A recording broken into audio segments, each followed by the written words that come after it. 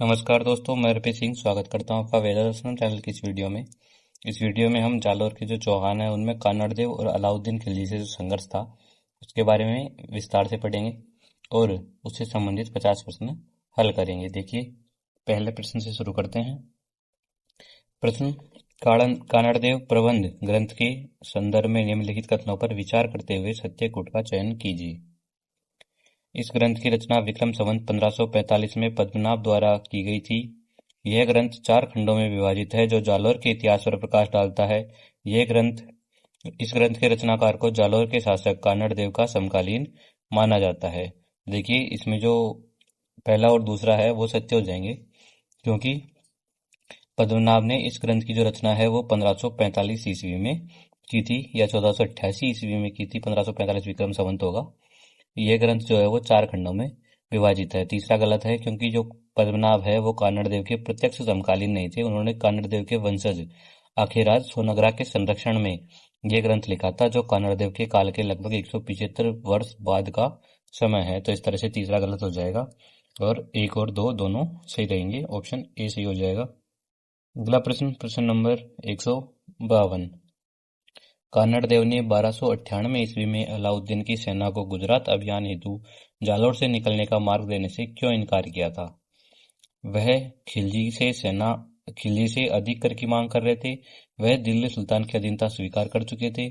सेना द्वारा मंदिरों को तोड़ने और गायों को सताने की आशंका के कारण गुजरात के राजा कर्णदेव के साथ उनकी गुप्त सैनिक संधि थी। तो देखिए, इसका जो सही उत्तर है वो हो जाएगा सेना द्वारा मंदिरों को तोड़ने और गायों को सताने की आशंका के कारण। Option C. जो कानड़देव है उन्होंने संदेश भेजा कि शाही सेना को अपनी सेना से गुजरने देगा जो गुजरने देना है वो धर्म विरुद्ध है, क्योंकि वे मंदिरों को नष्ट करते हैं और निर्दोषों को सताते हैं। अगला प्रश्न नंबर 153। गुजरात विजय से लौटते समय अलाउद्दीन की सेना पर आक्रमण कर सोमनाथ की मूर्ति के टुकड़ों को मुक्त कराने वाले कानड़देव के 2 प्रमुख सैनिक सरदार कौन थे? जेता देवड़ा और कानय, सागर और सुमरा, सातल और सोम, रतिपाल और रणमल। तो देखिए, इसका सही उत्तर जो है वो हो जाएगा सागर और सुमरा। जो सकरना गांव था वहां पर शाही फौज के ऊपर हमला करने वाले और सोमनाथ मूर्ति को अंशों से मुक्त कराने वाले 2 प्रमुख सरदार थे, सगर और सुमरा। और ये जो जेता देवड़ा थे वो प्रधानमंत्री थे। सातल सोम जो थे वो सिवाना के रक्षक थे। और रतिपाल रणमल जो है वो रणथंभौर के विश्वासघाती थे। अगला प्रश्न, जालौर की भौगोलिक अवस्थिति ने खिलजी की दक्षिण और गुजरात नीति को किस प्रकार सबसे अधिक प्रभावित किया? जालौर दिल्ली का अत्यंत निकट था तथा आक्रमण करना सुलभ था। जालौर दुर्ग दिल्ली गुजरात मार्ग पर एक अभेद्य सामरिक बाधा था।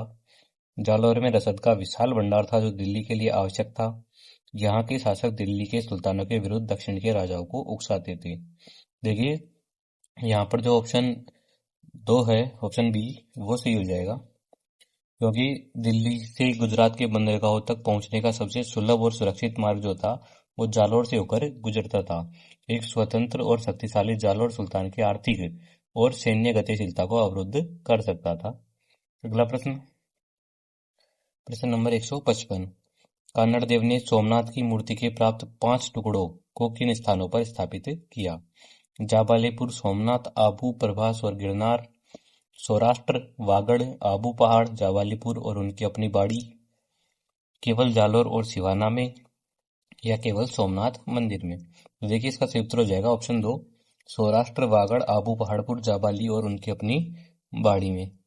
जो कानड़देव थे उन्होंने इन 5 लिंगों को क्रमशः सौराष्ट्र, वागड़, आबू पहाड़, जाबालीपुर और अपनी बाड़ी में स्थापित किया था। अगला प्रश्न देखिए, प्रश्न नंबर 156।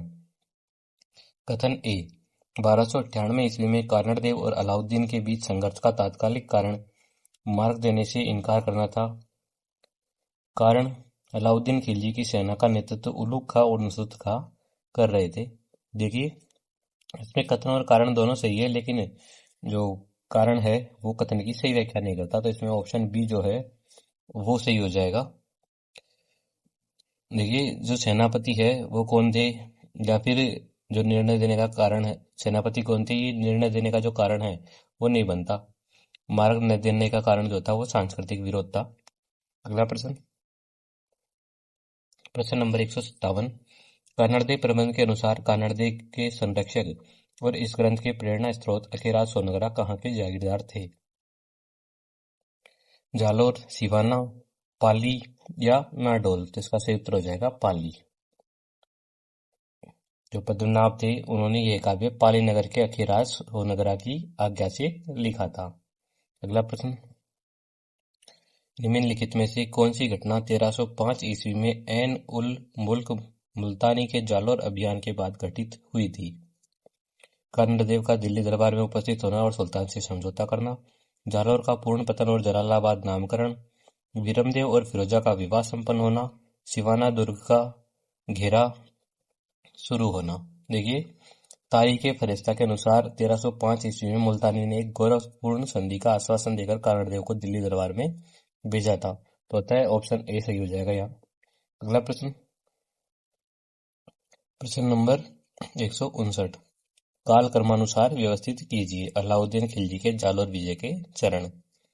कानड़ देखिए ऑप्शंस देखिए, सिवाना का पतन, ऐन उल मुल्क मुल्तानी का अभियान, जालोर का अंतिम पतन, गुजरात अभियान के दौरान मार्ग का विवाद। देखिए इसमें जो सही उत्तर होंगे वो होंगे, सबसे पहले मार्ग का विवाद आएगा, ऑप्शन डी। उसके बाद में मुल्तानी अभियान आएगा, ऑप्शन बी। उसके बाद में आएगा सिवाना का पतन जो 1308 में हुआ था, और अंत में आएगा जालोर का अंतिम पतन जो 1311 ईस्वी का है। तो इसमें इस तरह से ऑप्शन ए सही हो जाएगा, डी बी ए सी। अगला प्रश्न, प्रश्न नंबर 160। कानड़देव प्रबंध के खंडों की कुल संख्या कितनी है? 2, 3, 4 या 5? तो इसका सही उत्तर हो जाएगा ऑप्शन सी, 4। अगला प्रश्न देखिए, प्रश्न नंबर 161। सिवाना दुर्ग पर अलाउद्दीन खिलजी के आक्रमण 1308 ईस्वी के समय वहां का रक्षक कौन था? कानड़देव सोनगरा, सातलदेव या शीतलदेव, वीरमदेव या मालवदेव सोनगरा?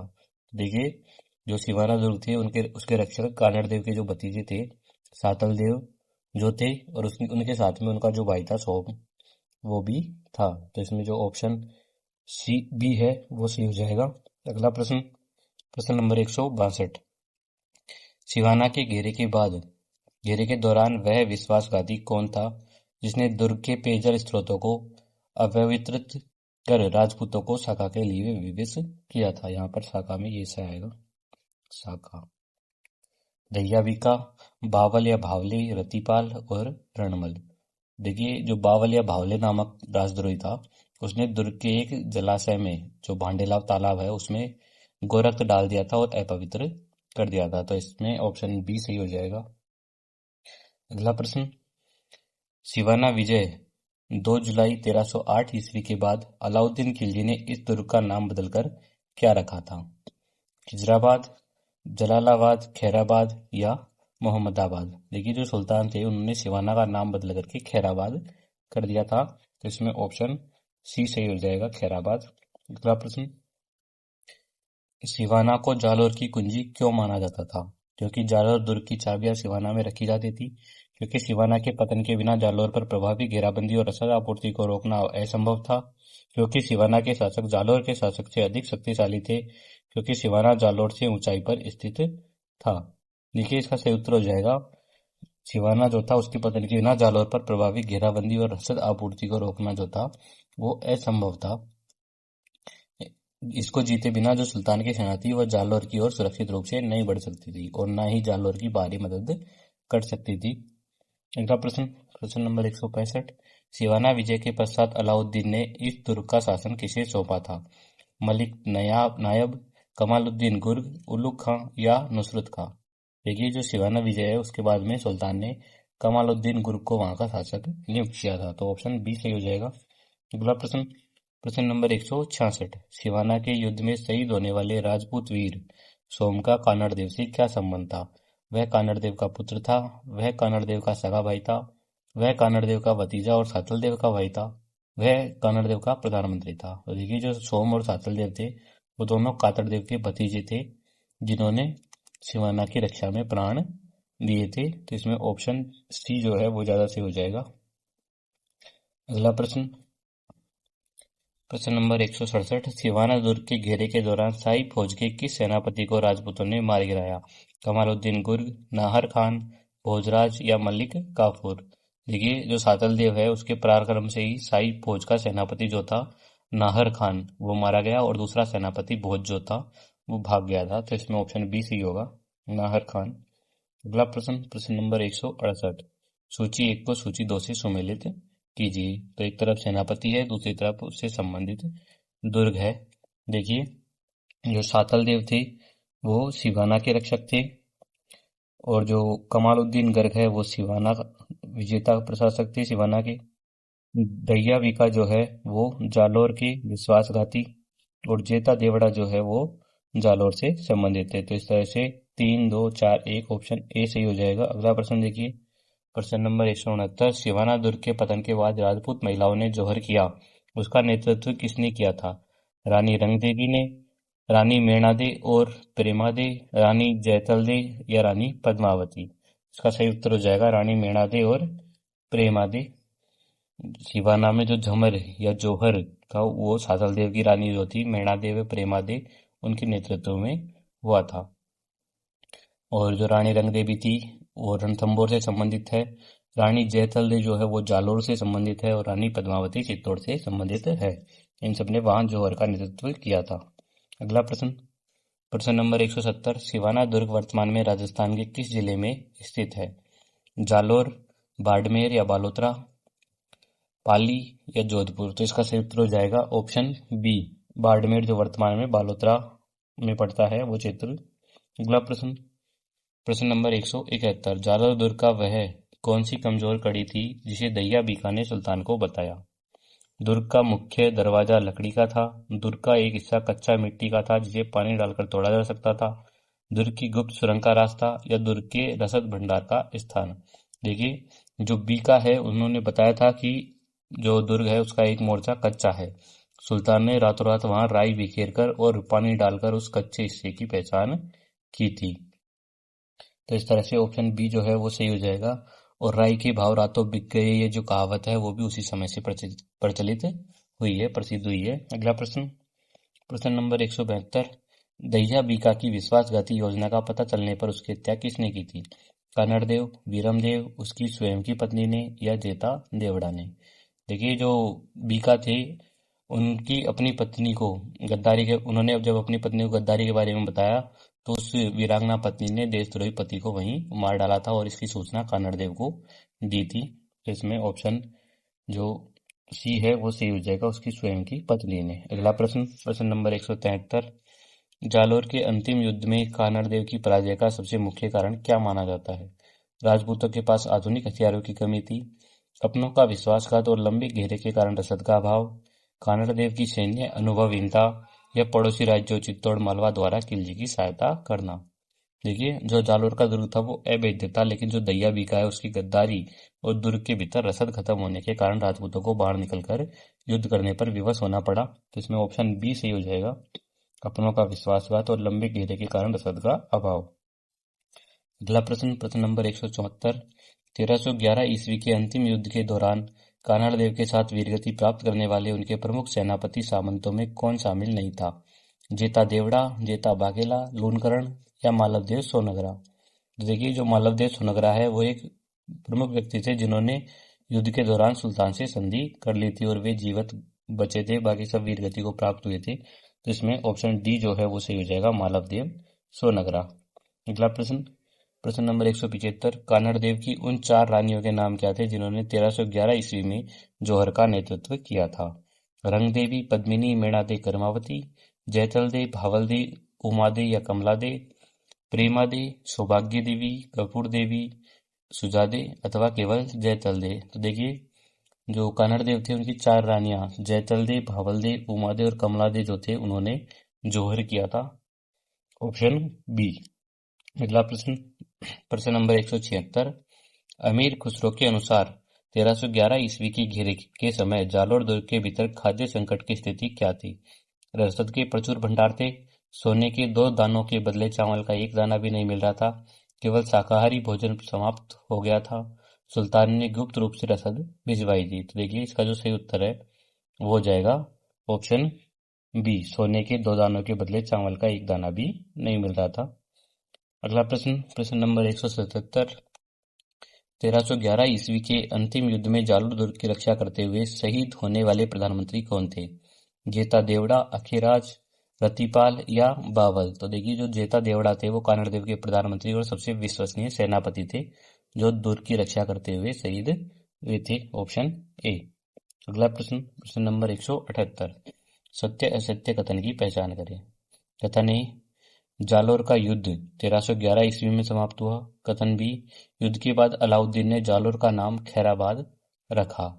देखिए इसमें जो कथन ए है वो तो सत्य है और कथन बी जो है वो असत्य है। Option A. देखिए युद्ध जो है वो 1311 में हुआ था, लेकिन जो जालौर का नाम जलालाबाद रखा गया था, खैराबाद नहीं रखा गया। खैराबाद जो था वो सिवाना का नाम था। अगला प्रश्न, प्रश्न नंबर 179। जालौर के दुर्ग में स्थित उस प्रसिद्ध जलाशय का नाम क्या था जिसे दूषित करने का प्रयास किया गया? पद्मला तालाब, भांडेला तालाब, कैप सागर या पिछोला झील? देखिए इसका जो सही उत्तर है वो हो जाएगा भांडेला तालाब। Option B.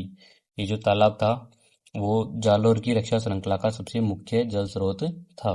अगला प्रश्न, प्रश्न नंबर 180। कानड़देव सोनग्रा के पुत्र वीरमदेव ने किस स्थान पर अपनी कुलदेवी के सामने आत्मोत्सर्ग किया था? आशापुरा माता मंदिर के सामने, चामुंडा माता मंदिर के सामने, किले के मुख्य द्वार पर या फिर यमुना तट पर? देखिए इसका सही उत्तर हो जाएगा आशापुरा माता मंदिर के सामने। जो वीरमदेव थे उन्होंने अपनी कुलदेवी आशापुरा माता के मंदिर के सामने पेट में कटार घोंप करके प्राण त्याग दिए थे। अगला प्रश्न, प्रश्न नंबर 181। मोहम्मद नैन्सी के अनुसार वीरमदेव ने सुल्तान की पुत्री फिरोजा से विवाह का प्रस्ताव किस आधार पर ठुकराया था? फिरोजा सुंदर नहीं थी, तुर्क कन्या से विवाह करने पर उनके कुल और ननिहाल को लज्जित होना पड़ता, वह पहले से विवाहित था, वह दिल्ली का सुल्तान बनना चाहता था। देखिए वीरमदेव का एक प्रसिद्ध दोहा है, मामो लाजे भाटिया कुल लाजे चौहान, जेहू परणु तुरकनी तो पश्चिम उगे भाण। अर्थात तुर्क कन्या से विवाह जो था वो कुल की मर्यादा के विरुद्ध था। उनके जो कुल थे वो चौहान थे और उनका जो ननिहाल था वो भाटी राजवंश में था। तो इसमें ऑप्शन बी सही हो जाएगा। अगला प्रश्न, प्रश्न नंबर 182। कानड़देव प्रबंध के अनुसार जालौर पर आक्रमण करने के लिए अलाउद्दीन ने किस महिला सेनापति धाया को भेजा था? गुलकर, गुलबहित, चांद बीबी, रजिया सुल्ताना? देखिए इसका जो सही उत्तर है वो हो जाएगा गुलबहिस्त। जब सुल्तान को सफलता नहीं मिली तो उन्होंने गुलबहिस्त नामक जो दासी थी उसको सेनापति बनाकर भेजा था। अगला प्रश्न, प्रश्न नंबर 183। वीरमदेव की मृत्यु के बाद फिरोजा द्वारा उसके कटे मस्तक के साथ यमुना में आत्मदाह करने का उल्लेख किस ग्रंथ में मिलता है? नैनसिरी ख्यात, वीरमदेव सोनग्रारी बात, चौहान कल्पद्रुम या उपयुक्त सभी? तो देखिए इसका सही उत्तर हो जाएगा उपयुक्त सभी। ये जो वृतांत है वो वीरमदेव सोनग्रारी बात और चौहान कल्पद्रुम जैसे विभिन्न सांस्कृतिक और ऐतिहासिक ग्रंथों में मिलता है। Option D. अगला प्रश्न, प्रश्न नंबर 184। कालक्रमानुसार व्यवस्थित करें। वीरमदेव और ये फिरोजा का जो प्रसंग था उसके बारे में ये देखिए, वीरमदेव का दिल्ली दरबार छोड़कर जालौर आना, फिरोजा का जालौर की यात्रा करना और विवाह का पुनः प्रस्ताव देना, वीरमदेव का युद्ध में शहीद होना और मस्तक दिल्ली ले जाना, फिरोजा का यमुना में आत्मदाह करने। देखिए जब फिरोजा और ये वीरमदेव की विवाह की बात चली तो पहले वो दिल्ली से भागे थे, उसके बाद जो फिरोजा थी वो स्वयं जालौर आई थी, फिर युद्ध हुआ और अंत में जो फिरोजा थी उसने प्राण त्यागे। तो इस तरह से ऑप्शन बिल्कुल सीधे हैं, A B C D, option A. अगला प्रश्न, प्रश्न नंबर 185। वीरमदेव के कटे मस्तक को दिल्ली ले जाने पर शहजादी फिरोजा ने उसके साथ कैसा व्यवहार किया? उसे अपमानित किया, उसका हिंदू रीति रिवाज से दाह संस्कार करवाया, उसे यमुना में फेंकवा दिया, उसे जालौर वापस भेज दिया? तो देखिए इसका सही उत्तर हो जाएगा ऑप्शन बी, उसका हिंदू रीति रिवाज से दाह संस्कार करवाया गया था। फिरोजा जो थी उसने मस्तक को जो था वो स्वर्ण थाल में रखकर उसकी पूजा की और अंत में उसका हिंदू रीति रिवाज से दाह संस्कार करके स्वयं यमुना में कूद गई थी। अगला प्रश्न, फिरोजा के जालौर आगमन पर कानड़ देव ने उसे कहाँ ठहराया था? जालोर के दुर्ग के भीतर, लोहियाना ग्राम के पास, सिवाना दुर्ग में या सांचौर में। तो देखिए जो फिरोजा थी वो जालोर के लोहियाना के पास में उनको ठहराया गया था, जहां उसने वीरमदेव को मनाने का प्रयास किया था। तो इसमें ऑप्शन बी सही हो जाएगा, लोहियाना ग्राम के पास। अगला प्रश्न, प्रश्न नंबर 187। वीरमदेव फिरोजा प्रसंग राजपूत समाज के किस मूल्य को सर्वाधिक रेखांकित करता है? सामंतवादी व्यवस्था, वंशानुगत गौरव और सांस्कृतिक सुचिता, युद्ध कला में निपुणता, बहुविवाह प्रथा। तो देखिए ये जो प्रसंग है वो दर्शाता है कि एक राजपूत राजकुमार के लिए व्यक्तिगत जीवन और प्रेम से भी ऊपर कुल की प्रतिष्ठा और मर्यादा थी। तो ऑप्शन बी सही हो जाएगा यहाँ। अगला प्रश्न, प्रश्न नंबर 188। शहजादी फिरोजा की माता का नाम क्या था, जो वीरमदेव को जालोर से वापस लाने हेतु फिरोजा के साथ सहानुभूति रखती थी? बहरुन्निसा, शाह बेगम, रंग देवी या झाई? देखिए वीरमदेव सोनगरारी जो बात है उसके अनुसार सुल्तान की जो बेगम थी वो शाह बेगम थी, उन्होंने भी फिरोजा का साथ दिया था। तो इसमें ऑप्शन बी सही हो जाएगा। अगला प्रश्न, प्रश्न नंबर 189। कानड़देव प्रबंध के किस खंड में वीरमदेव के वीरतापूर्वक अंत का विस्तृत विवरण है? प्रथम खंड, द्वितीय खंड, तृतीय खंड या चतुर्थ? देखिए जो चौथा खंड है उसके अंदर जालोर का पतन और वीरमदेव के बलिदान का मार्मिक विवरण है। तो ऑप्शन डी। अगला प्रश्न, वीरमदेव सोनगरा की वीरता के कारण उन्हें आज भी किस रूप में पूजा जाता है? लोक देवता के रूप में, एक ऐतिहासिक शहीद के रूप में, जालोर के रक्षक देव के रूप में या उपरोक्त सभी? तो इसका सही उत्तर हो जाएगा उपरोक्त सभी, ऑप्शन डी। वीरमदेव जो थे वो जालोर के इतिहास में स्वाभिमान के सबसे बड़े प्रतीक माने जाते हैं। अगला प्रश्न, प्रश्न नंबर 191। जालोर विजय के उपलक्ष्य में अलाउद्दीन खिलजी ने दुर्ग के भीतर किस स्थापत्य का निर्माण करवाया? विजय स्तंभ, तोपखाना मस्जिद या अलाउद्दीन मस्जिद, अलाई दरवाजा या कानड़दे स्मारक? तो इसका सही उत्तर हो जाएगा तोपखाना मस्जिद या अलाउद्दीन की मस्जिद। जो सुल्तान ने जब जालोर विजय की तो उसकी याद में एक मस्जिद का निर्माण करवाया, जो आज भी अलाउद्दीन की मस्जिद के नाम से विख्यात है। अगला प्रश्न, कानड़देव के उस भाई का नाम बताइए जिन्होंने दिल्ली सुल्तान की अधीनता स्वीकार की, जिन्हें सुल्तान ने चित्तौड़ का शासक या प्रशासक नियुक्त किया था? वीरमदेव, मालदेव, सोनगरा जिनको मूछाला मालदेव कहा जाता है, अखेराज या रणदेव? तो देखिए इसका जो सही उत्तर है वो हो जाएगा मालदेव सोनगरा या मूछाला मालदेव। मालदेव सोनगरा जो थे उन्होंने सुल्तान से समझौता किया था और सुल्तान ने उनको चित्तौड़ की जिम्मेदारी सौंपी थी। उनकी बड़ी बड़ी मूछें थी, उसके कारण उनको मूछाला मालदेव कहा जाता था। अगला प्रश्न, मालदेव सोनगरा की पुत्री बालबाई का विवाह किस मेवाड़ शासक के साथ हुआ था, जिससे सोनगरा सिसोदिया संबंध स्थापित हुए? राणा कुंभा, राणा हम्मीर, राणा सांगा या रावल रतन सिंह? तो इसका सही उत्तर हो जाएगा राणा हम्मीर। जो मालदेव की पुत्री थी बालबाई, उनका विवाह राणा हम्मीर के साथ हुआ था। अगला प्रश्न, प्रश्न नंबर 194। जालोर के चौहानों की पराजय के सैन्य कारणों का सही विश्लेषण करने वाले कूट का चयन करें। राजपूतों की रक्षात्मक युद्ध नीति, किले के भीतर बंद रहकर युद्ध करना, रसद आपूर्ति का पूर्णतः बाधित होना, सुल्तान द्वारा अपनाई गई विभाजन और शासन गद्दारी की सफल नीति, या चौहानों के पास खिलजी सेना की तुलना में बहुत कम संख्या बल था? देखिए इसमें चारों ही ऑप्शन सही हो जाएंगे। इसमें ऑप्शन डी सही होगा, 1, 2, 3, 4। अगला प्रश्न, प्रश्न नंबर 195। तारीख फरिश्ता के अनुसार कानड़देव ने दिल्ली दरबार में सुल्तान की किस चुनौती को स्वीकार कर युद्ध का मार्ग चुना था? कोई भी हिंदू राजा दिल्ली की शक्ति का सामना नहीं कर सकता, जालोर के चौहानों को कर देना होगा, वीरमदेव को दिल्ली में सेवा देनी होगी, या इस्लाम स्वीकार करना होगा? तो इसका सही उत्तर हो जाएगा कोई भी हिंदू राजा दिल्ली की शक्ति का सामना नहीं कर सकता, ऑप्शन ए। सुल्तान जो था उन्होंने भरे दरबार में कहा था कि आज कोई हिंदू राजा ऐसा नहीं है जो मेरी शक्ति का मुकाबला कर सके, और जो कानड़ देव थे उन्होंने इस अहंकार को चुनौती दी और जालोर लौट आए थे। अगला प्रश्न, प्रश्न नंबर 196। जालोर के पतन के बाद वहां के प्रशासन में हुए परिवर्तनों के संदर्भ में क्या सत्य है? जालोर का नाम जलालाबाद रखा गया, मंदिर तोड़कर मस्जिदों का पुनर्निर्माण हुआ, चौहानों की सोनगरा शाखा का स्वतंत्र शासन समाप्त हो गया, या उपयुक्त सभी? तो इसमें उपयुक्त सभी हो जाएगा। ये जो सारे परिवर्तन है वो 1311 ईस्वी की विजय के बाद में हुए थे। अगला प्रश्न, प्रश्न नंबर 197। कानड़ देव के उन 4 भाइयों के नाम क्या थे जो जालोर के अंतिम युद्ध में उनके साथ वीरगति को प्राप्त हुए? रणधीर, वनधीर, रामदेव और लोला, मालदेव, जेता, सोम और सातल, उदल, कल्ला, जयमल और फत्ता, या इनमें से कोई नहीं। तो देखिए, जो कानड़ देव थे उनके 7 भाई थे, उनमें से रणधीर, वणवीर, रामदेव और लोला जो थे उन्होंने साथ में युद्ध किया था, जिनमें से जो मालदेव थे वो जीवित बचे थे 7 भाइयों में से। तो ऑप्शन ए सही हो जाएगा। ऑप्शन ए सही हो जाएगा, रणधीर, वणवीर, रामदेव और लोला। अगला प्रश्न, प्रश्न नंबर 198।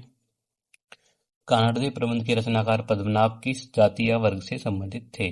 चारण, विशनग्रा, नागर ब्राह्मण, ओसवाल जैन या पुरोहित। देखिए, इसका सही उत्तर हो जाएगा विशनग्रा नागर ब्राह्मण, ऑप्शन बी। अगला प्रश्न, सिवाना और जालोर की विजयों के बीच का समय अंतराल लगभग कितना था? 1 वर्ष, 3 वर्ष, 5 वर्ष या 10 वर्ष। देखिए, सिवाना जो था वो 1308 ईस्वी में, और जो जालोर था वो 1311 ईस्वी में विजय किया गया था। तो लगभग 3 वर्ष का अंतराल था। इस तरह से ऑप्शन बी सही हो जाएगा। अगला प्रश्न, जालोर के चौहानों के इतिहास को अमर बनाने का सर्वाधिक श्रेय किस ऐतिहासिक कृति को जाता है? पृथ्वीराज रासो, हम्मीर महाकाव्य, कानड़देव प्रबंध या पद्मावत। देखिए, इसमें जो कानड़देव प्रबंध है उस वो सही उत्तर हो जाएगा, ऑप्शन सी। इसकी जो रचना है वो पद्मनाभ ने की थी, और इसमें जालोर के जो चौहान है उनके संघर्ष का सबसे विस्तृत और विश्वसनीय प्राथमिक वर्णन है। इस तरह से हमारे जालोर के जो चौहान है उनसे संबंधित 100 प्रश्न कंप्लीट होते हैं। धन्यवाद।